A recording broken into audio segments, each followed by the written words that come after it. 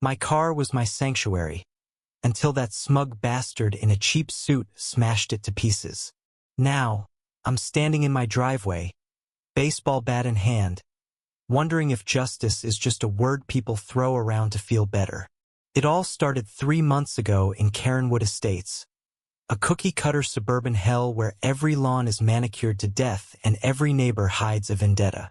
I'm Lena Carter, a single mom who moved here for a fresh start after a messy divorce. My daughter, Sophie, deserved a place where she could ride her bike without dodging bullets literal or figurative. But Caronwood's HOA, led by the self-proclaimed king of the cul-de-sac, Richard, call me Rick Hargrove, turned my dream into a nightmare. Rick wasn't just the HOA president. He was a tyrant in khakis, strutting around with a clipboard like he owned our souls. He'd fine you for a blade of grass out of place or a mailbox that wasn't regulation eggshell white. Everyone hated him, but nobody said it out loud. Fear does that, it stitches your lips shut.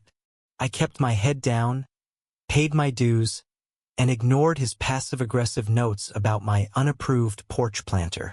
But then Sophie's bike got a flat tire, and I parked my old Honda Civic an inch over the line into Rick's designated visitor spot. That's when the real trouble started. It was a Tuesday evening, humid and heavy, the kind of night where tempers simmer. I came home from my shift at the hospital, 12 hours of stitching wounds and calming panicked patients, to find both my side mirrors shattered. Glass sparkled on the asphalt like cruel confetti. A note was tucked under my wiper. Next time, park correctly. HOA. My blood boiled. Sophie was inside, oblivious, coloring at the kitchen table. I wanted to scream, but I didn't. Not yet. I called the police instead. Officer Daniels arrived, a lanky guy with tired eyes who looked like he'd rather be anywhere else.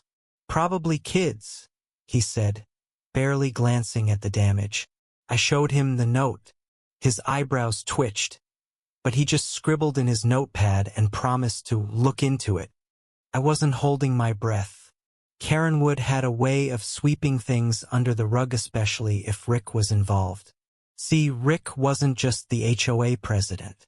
He was the guy who got your kid's soccer team funded, who shook hands with the mayor, who made sure the neighborhood's secrets stayed buried.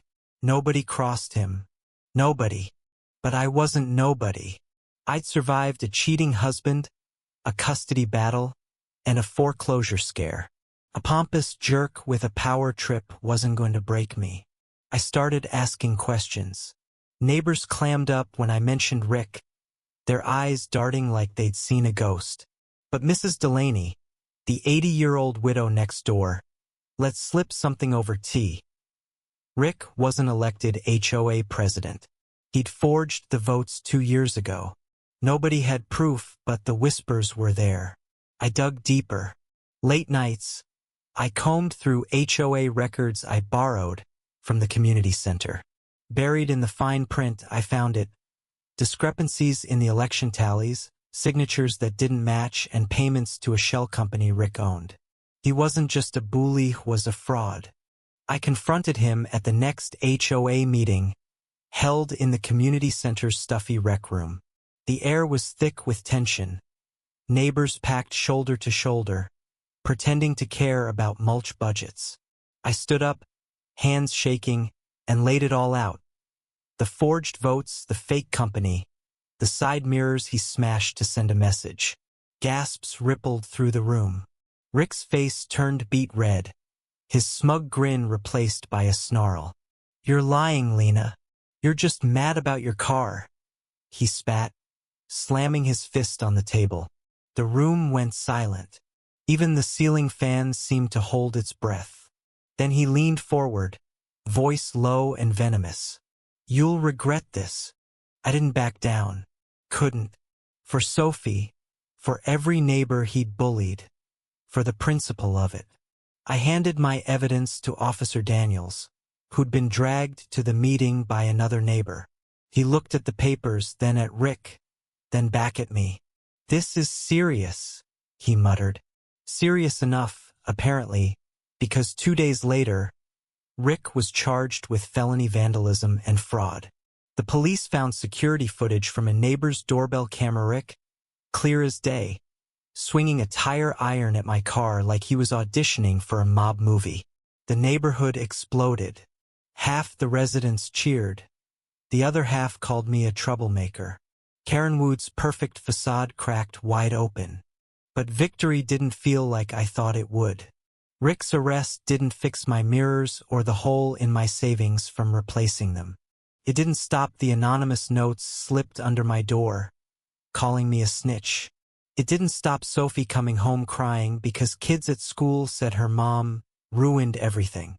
And it didn't stop Rick's wife, Ellen, from showing up at my house one night, tears streaming down her face.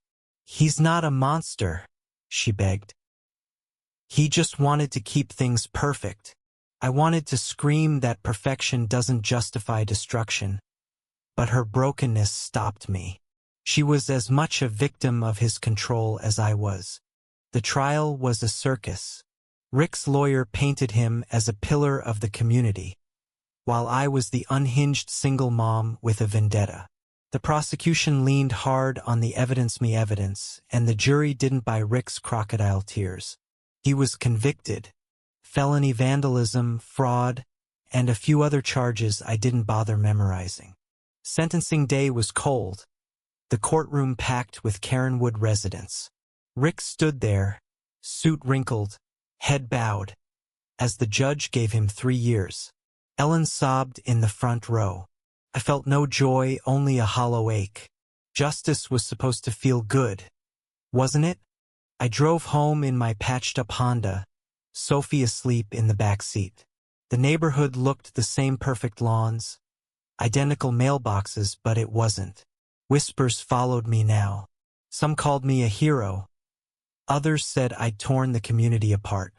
Mrs. Delaney left a pie on my doorstep, but the anonymous notes kept coming. One read, "You're next." I didn't tell Sophie. She'd been through enough. Looking back, I wonder if I'd do it again. Rick deserved to fall, but at what cost? My daughter's smile is rarer now, and I check my locks twice every night. Karen Wood's still standing, but the cracks are deeper than ever between neighbors, between truth and lies, between justice and revenge. I exposed a fraud, but I lost something too. Trust, maybe, or the illusion that people are better than they are. What do you think? Did I do the right thing, or did I just make everything worse? Share your thoughts on where justice ends and division begins.